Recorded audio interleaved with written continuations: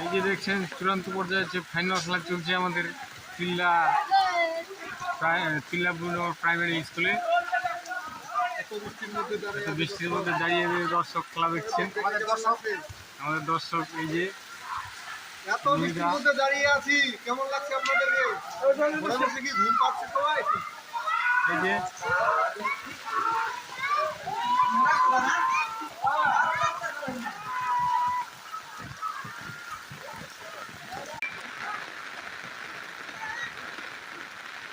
চূড়ান্ত পর্যায়ে হচ্ছে ফাইনাল খেলা চলছে আমাদের